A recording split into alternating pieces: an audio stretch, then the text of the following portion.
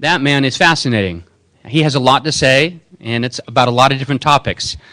So as you'll see, his topic this afternoon covers a number of ideas, but he really has been brought here originally because of his 15-plus years involved with a specific PRT called JPODs, and hopefully he'll give us a rundown about what his adventures have been with that and where it's headed in the future.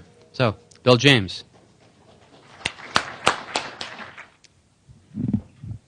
Okay, now I have a quandary because I have to speak with my hands and then I have to carry this, so I'm in real trouble.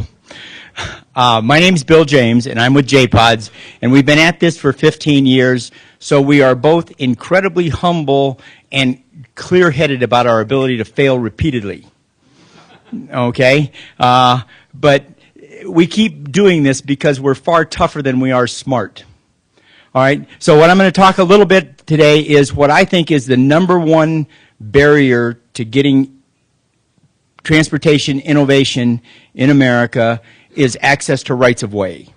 It is almost the exact same barrier that was faced by the communications industry until federal control of communications was declared unconstitutional in 1982. Because the internet was created in 1969, and the first radio telephone network was in 1946. Neither could commercialize until free markets were established back in 1982. And the reason for that is institutions, governments strive for consistency above all else. And so we got a century of rotary telephones. When liberty to choose communications networks was restored back to the people in 1982, small niche markets developed for bulletin boards and porn and a whole bunch of other things that cascaded into our current explosion on the internet and cell phones. All right? So when you allow free markets, niches get created, which allows ideas like ours to find some little niche where customers are willing to pay for those services, and we can take brilliant ideas or crappy ideas and let customers sort them out through that brutal process of commercialization. All right, so here's what's happened since the federal government took control of transportation. Because this all happened on August 1st, started on August 1st, 1918, when Woodrow Wilson monopolized communications and socialized power and transportation as natural monopolies. Those infrastructures then became federal responsibilities. In 1935, Franklin Roosevelt, rural electrification wiped out the 600,000 windmills and the entire distributed energy that had been built up against the headwinds of World War I and the Depression. Eisenhower's Federal Aid to Highways Act in 1956 institutionalized oil as the lifeblood of the American economy and locked us into everything had to be a car. So freight rail averages 480 ton miles per gallon, and we lost tens of thousands of miles of freight rail as efficiency was removed as a market force.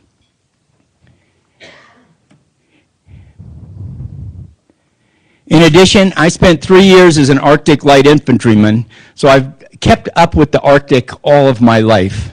And the top view is what the Arctic looks like, multi-year ice, on most years of human history. The bottom shows that we are about half the multi-year ice, so we have really absolutely made dramatic failures in the Arctic. And it is the fringes that get us into trouble. If this continues very much longer, we are just in incredible trouble. And this is because we socialize the cost of pollution instead of capitalizing it into the price of using gasoline. And then here is peak oil. So in 1970, U.S. production of oil peaked at about 9.6 million barrels. And you can see the dark blue line is oil imports, and national debt is highly correlated with oil imports. And so we have borrowed $53,000 against the future labor of every child so we could live beyond our means for importing oil. And I'll show you who's on our company, but we're a bunch of, most of us are West Point or Annapolis grads, most of us are veterans, and we've been fighting oil wars since 1990 to gain access to foreign oil. This is a graph, another look at that same, what we call oil famine potential. So like the potato famines of the 1840s, we have a monolithic dependence on a source of energy 50% outside of our control. And you can see when oil wars started in about 1990 and what it's done to national debt. So we've spent since 1990 about $7.7 trillion on defense, and that's not counting a lot of stuff, which is about $100,000 per family, so that we could defend access to foreign oil. So we've been trading soldiers' blood for oil for this period of time and done nothing to get off of foreign oil. And when people say fracking's going to solve the problem, this is the Energy Information Administration's graph of fracking, and you'll see even if we're cracking all the water tables and screwing up the environment even worse, it will peak in about 2019 to 2020, and then it too will deplete. And again, we've been fighting oil wars since 1990, and Joint Forces Command issued a report, the Joint Operating Environment of 2010, and laid out that by about 2015, we should see zero spare capacity in the world, and we should expect world wars coming out of this in the near future, and that looks highly probable. At some point in time, all those people selling us oil for printed and borrowed money are going to want gold for it, and we don't have that much gold. So we're going to suddenly lose access to about half the oil that we're used to.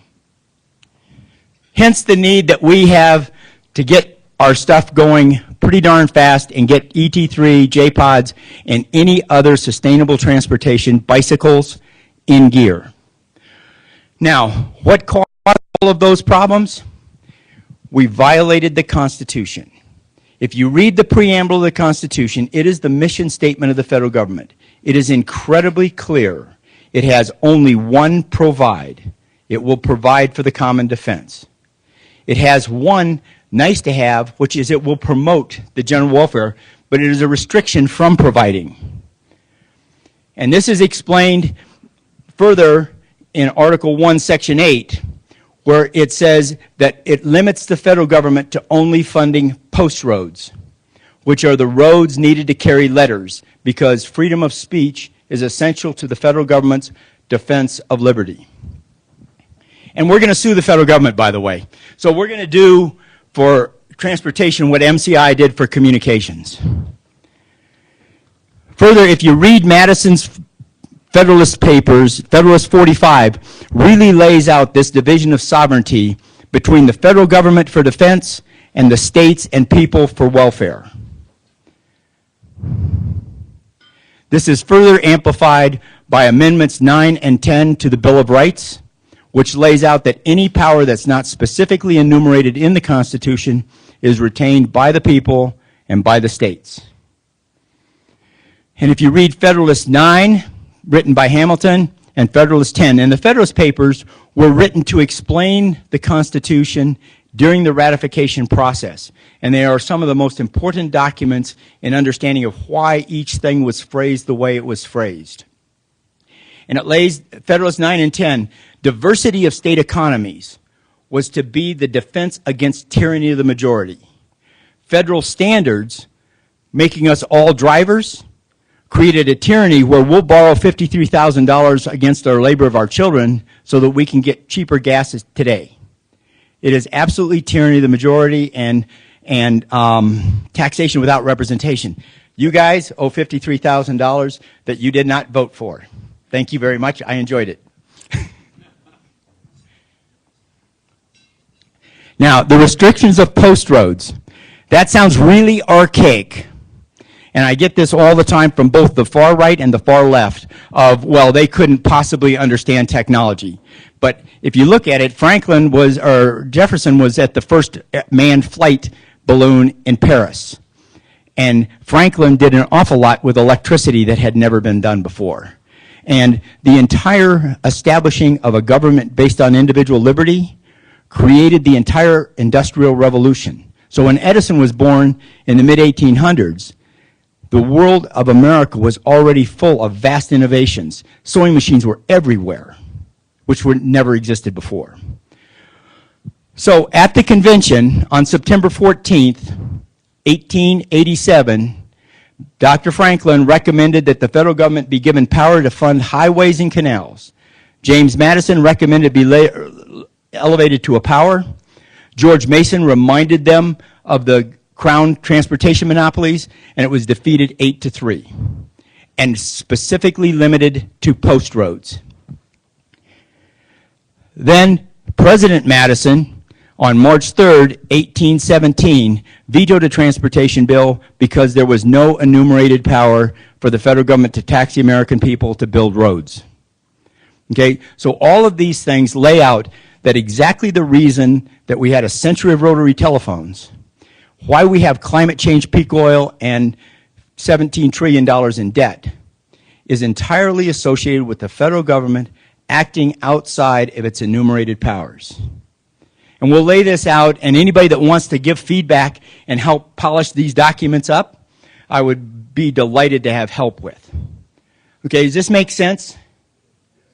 All right, it's really, really clear. We get stuff, so we have a tendency to accept that we need oil. But the use of oil is an illicit, the use of imported oil is not self-reliant. It is the illicit use of energy. It is very similar, and borrowing money from our children is very similar to the illicit importing of slave labor that the founders faced. So what we want to do is what we're giving cities is we need to start building these things at the same time we're preparing to sue the federal government. Because once people understand that we can power urban transportation within a solar budget, and we can save families $5,000 a year of transportation. The average family spends $10,300 a year on transportation. We can cut that in half, okay? So that, once people get self-interested, it's going to be very, very curious as to how much support we get, okay?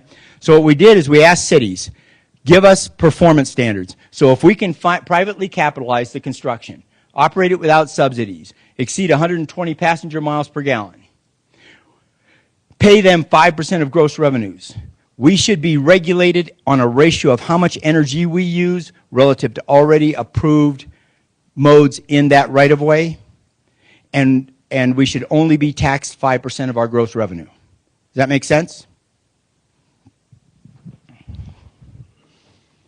All right, now, the guy yesterday, Will, was talking about metrics and vehicle miles traveled, which is a metric I hate because they throw bicycles out. And bicycles are a vehicle.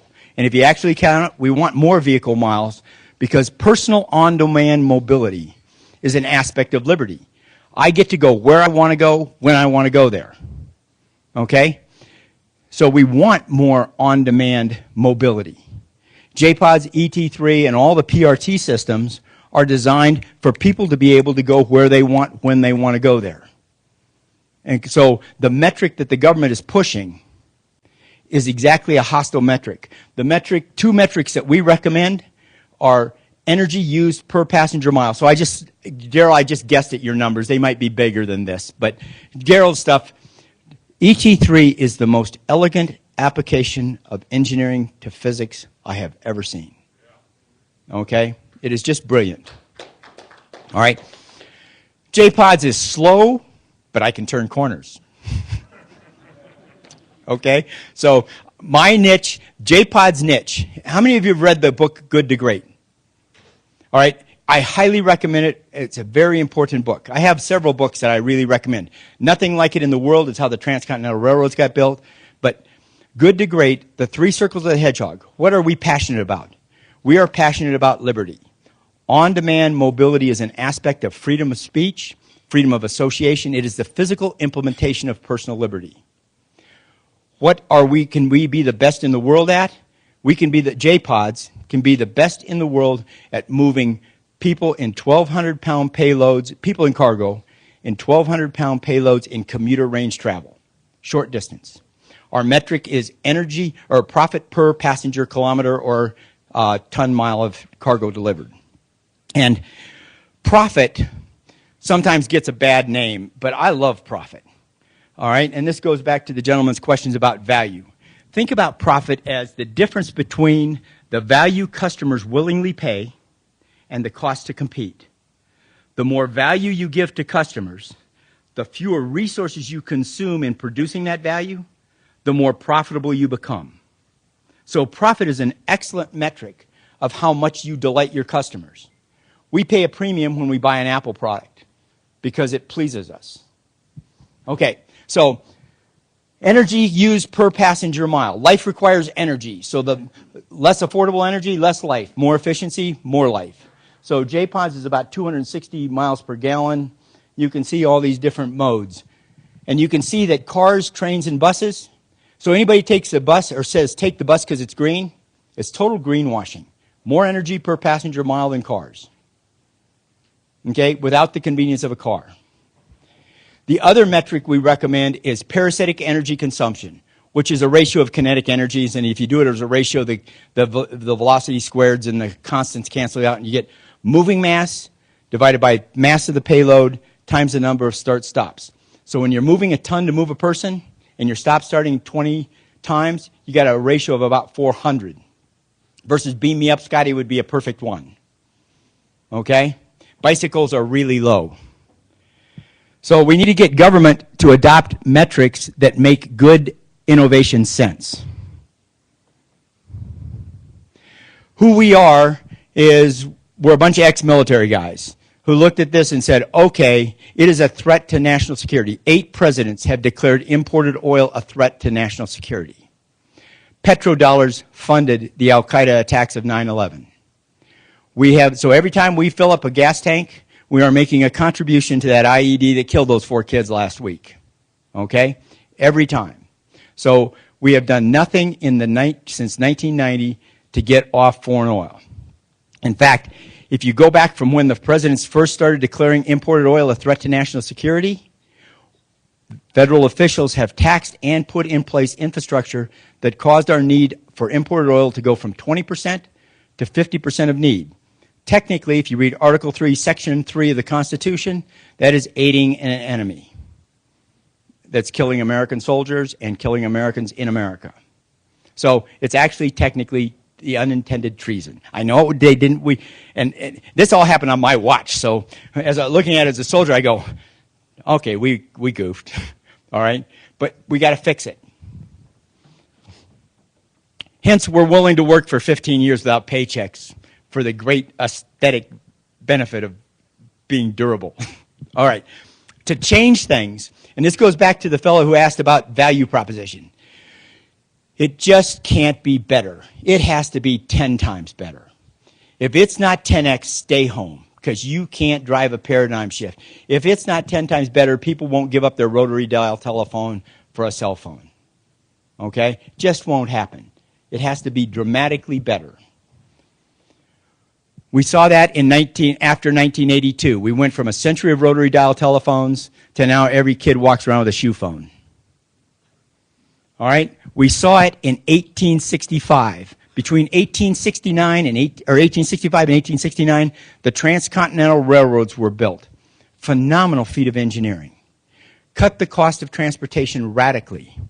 And actually, transportation was the catalyst for changing the energy systems from biofuels at that time to oil. And I've written papers on this, and I can show it to you if you'd like sometime.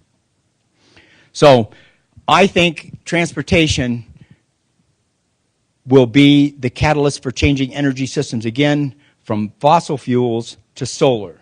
So riding in traffic should be a choice. People should have a choice of which network they would like to choose. It costs about 56 cents a mile to operate a car. That's what the IRS will give you on your taxes. It costs 6 cents a mile to operate JPODs. So in terms of energy, we're about 200 watt hours to travel a mile, which is pretty darn low. And a significant part of that is the air conditioning and the heating budget inside the vehicle.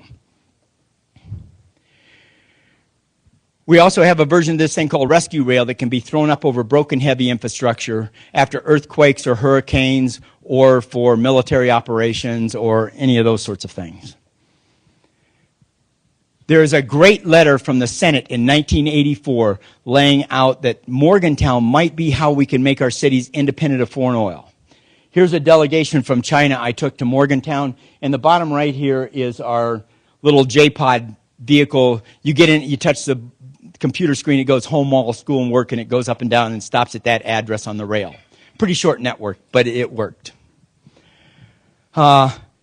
Morgantown has delivered 110 million oil-free, injury-free passenger miles. So think about freight rail being over 100 times more efficient than cars at moving cargo. Think about Morgantown delivering 110 million injury-free passenger miles. In the same period, the highway monopoly has killed 1.6 million Americans. So you've got a much better chance of being killed on a government monopoly than you do by a terrorist in America. Size of the PRT market. Looks to us, there's 140,000 miles of freight rail. They will be the logistical arteries. There are 2 million lane miles, a little less than that, of urban roads, that the cost of the oil to power it has gone up 494% in the last 15 years and is going to become unavailable in the near future. So it looks to me like we need about 500,000 miles of PRT networks to be the logistical capillaries, because you can't carry pallets on a bicycle. Then bicycles, elves, all these ultralight golf cart kinds of vehicles will have to compensate for the other 1.5 million lane miles of urban roads that we're used to having powered by oil-powered cars. I don't think moving a ton to move a person in an EV vehicle is going to be any more efficient than moving them in an oil-powered vehicle. This is going to create an enormous number of jobs. So here's a bunch of our parts. I've got these little ground robots that if we lay out tape on a floor for a network, we can set these networks up and have them behave just like real J-Pod networks with just little robots. Okay? We also have, and I couldn't bring the rail with me, this rides in a suspended rail and travels back and forth and responds to sensors and has lights to show where the doors are open or closed and all the normal things that a full-size J-Pod would normally have. Here, if you look in the lower right, this is the solar collectors that are built over Plantronics headquarters in Santa Cruz, California. We couldn't get permission to cross the street, so they're just shading a parking lot. Otherwise, we'd have J-Pods hanging underneath them and they'd be moving. But solar collectors over that rail gather 5,000 to 30,000 vehicle miles of power per mile of rail per day. So we can power urban transportation within a solar budget without a problem. And we're a bunch of nuke engineers. When we did the calculations on it, we were just amazed. Here's how we're storing this energy. So I usually carry that little unit up there on the top right. It's got a little solar panel and a fuel cell on it, and it splits it into hydrogen and oxygen. On our full-size rail, we'll put little chemical plants in our poles, and we take that hydrogen, which is a little fluffy and hard to manage, and you combine it with carbon dioxide and you end up with methane, or you can knit it into diesel. Once you start knitting carbon, nature's low-work solution for storing and distributing energy is not electricity. It's hydrocarbons, food, wood, coal, oil, natural gas. So mimic nature. Here's some examples at the Meadowlands or in Las Vegas, where you can see what the rails look like in 3D. So if you want 3D models or time maps, so these are a time map. See this little green map, green, red, and yellow map over here? We lay these out and we have modeling software that will run vehicles around and map this stuff out. So if you want a time map for any place, let me know and we'll help you put it together, or we'll give you the software to build them. And so from the blue crosshair, anywhere in green is 10 minutes or 5 minutes, 10 minutes. Anywhere in yellow, you can set the size of them. I was trying to remember which one that was. It's 10 minutes. So from the Meadowlands, you could get to Manhattan in about 11 minutes, which is impossible to drive anywhere near that. Okay? And this is going at 30 miles an hour. it doesn't take very long to get places if you don't stop-start. So here's LAX. We have one signed agreement in China. We have more coming online in India. I got an email this morning from Georgia, the country. They have $6 billion set aside that they're looking for ET3 and JPODs to come in. All right. I was in Guatemala and Haiti a couple months ago. Those countries are coming online. This all is going, that we are rapidly approaching a tipping point. So here's a great quote from Edison in 1910, laying out that energy to him, sunshine and electricity look a lot the same to him. He says they're spread out very thin. He said what he had to do with electricity is accumulate it all up and hold it long enough to light a bunch of little lights. He said, do we use sunshine and wind? He says, oh no, we burn coal and wood like renters burn the front fence. We live like squatters, not like we own the property. And then he says, someday we'll gather all the energy we need, all locally, stored in unlimited quantities, and electricity ought to be as cheap as oxygen. And that is exactly what I think is going to happen when we restore transportation and power to free markets in the same way we did with communications in 1982. Does that make sense? So, what questions do you guys have? Yes, sir. Think of a rail and a container. Yes, sir.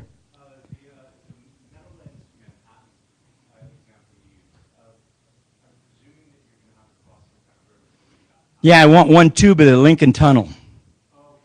All right, and if you look at the calculations, I gave the calculations to the state of New Jersey. I know Governor Christie's staff pretty well now. One tube, if you put 6 J-pod rails through there and you're running a quarter-second headway, you're at 150,000 people an hour through there, which radically expands the capacity. But yes, you have to jump rivers. You can also, one of the neat things about this stuff too, both ET3 and J-pods, we can nail it to the outside of existing infrastructure like the GW Bridge, the George Washington Bridge in Manhattan, and have no appreciable load added to the bridge. Bill, can you tell everyone some of the analogies that my students came up after you presented? All right, there's a bunch of letters. You want to get a great feeling, go talk to 6th graders and 3rd graders. It just beats the hell out of talking to us. These kids wrote a bunch of letters, and they sent them to me. And little things of my mom won't have to worry about when I'm riding on the bus. And because this is personal mobility. Go ride on a subway in New York. You're not riding with other people. Everybody walls themselves off. Okay, you're standing around them, but they're not riding with you. You're not communicating with them. It's not personal. You're all in your cocoons. All right? So people want on-demand mobility. But that's one of the things is this one little girl laid out safety. Other kids talked about how cool science is, and he does a great job. His kids are extraordinarily motivated about science. It's really fun. Yeah. So think about it as a parent. You can send their butt over to their friend's house without. Think about when you're driving a child to a friend's house. You take them there, you deadhead back. They call you on the phone, you deadhead over, you pick them up. So you're moving a ton to move a person, and half of it's deadheaded. Okay? Enormous consumption of energy. So life requires energy. We are in a time where we have built an economy on cheap oil, and cheap oil is no longer available. So we are either going to get radically more efficient, or we're going to get radically fewer of us. I'm going for the efficiency one. Any other questions? Yes, sir. Yeah, sure, go ahead.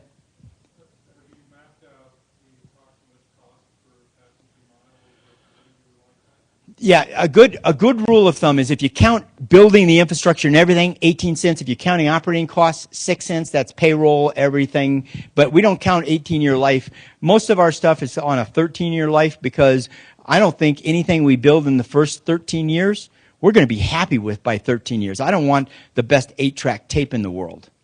All right, we'll tear down things that we build to replace it with better. But so we did it on a 13-year life cycle as opposed to a 20, but it will last longer than that. The energy consumption is 200 watt hours per mile. Yeah, a good rule of thumb is $10 million a mile to build this stuff. That's soup to nuts. That's the collection system, the vehicles, the stations, and stuff. You have to look at each individual route as to how many places, how much traffic you're going to get a payback. If we count building everything in it, yes, on a 13-year life. Okay, yes, sir, in the back.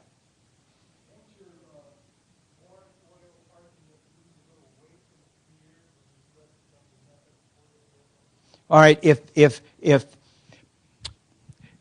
that's personally, all right, if you look at the internet or at the federal government's forecast, I get this a lot, and wish in one hand and crap in the other, and see which fills up first.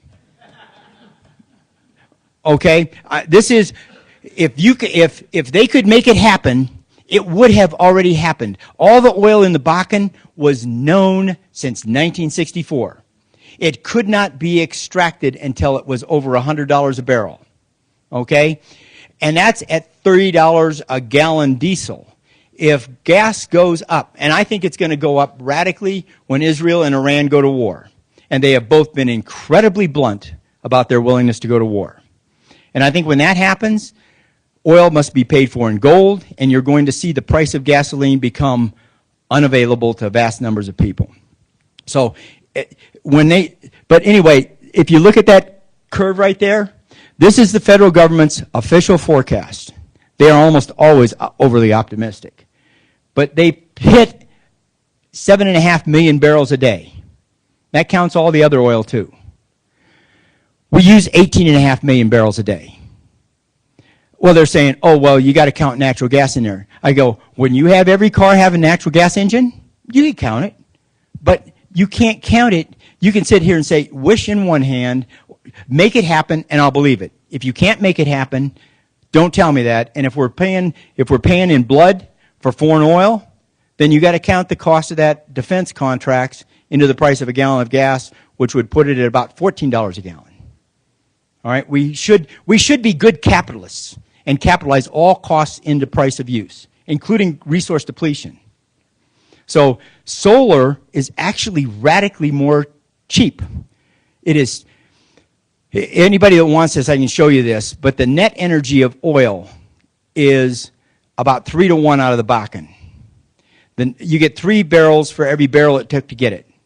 Solar, you get 6, it's 20 to 1. So it's 6 times better than oil as a transportation fuel. Right? And JPODs uses a tenth the cost of that, but an ET3 is a tenth the cost of JPODs. So you look at it and you go, we can charge, and I actually think we're going to charge you a premium, but we're going to convert 90%. It's going to be exactly like the telephone industry. We're going to convert 90% of costs into profit or competitive advantage, which is going to attract massive capital to build that 500,000 miles equates to $5 trillion. You cut out $600 billion a year for foreign oil, 8.3-year payback. I've never seen a payback on anything anywhere remotely like this except for software. Okay, what is the fair amount and how are they going to pay? They're going to pay with their finger, with their cell phone, with a card. We might even take cash. There'll be accounts. When they get on, we will charge as much. People say, well, is this going to be free? And the answer is no. All right, profit, we want to be profitable, so we pay for our infrastructure and build more of it. So in the beginning, we're really tiny. We're not going to build 500,000 miles of this in the beginning. We're going to build short things like that 1.2 mile gap between the north and south train stations in Boston, or that little gap in San Diego between the airport and downtown. Or there's a gazillion of these little examples of where there's gaps. They just in Oakland, they just spent $550 million for 5 miles of light rail from BART to Oakland Airport. That would have been a $50 million JPODS project. So they cost 10 times it, and they'll never get a payback on it. Yes. No, all right, good. All right, our approach is we already know we're a stepchild. Okay, a stepchild. We are not entitled on any aspect of anything. So we take the frog eggs approach. Let's go ask enough places, and one of them will forget to say no. And we set up the rules by which we know we can make money. We're not paying for all of those extra costs. Yes, we put all costs, stations, solar collections, energy storage systems, everything into our cost, because we're not selling into our cost, into our $10 million of cost. No, land is paid for in the 5% of gross revenues that we pay to the rights of way holders. Right. If we can't, we won't go there. All right. So that's the fundamental assumption is we say, if we can't get the land given to us within this 5% of gross revenues, we can't go there.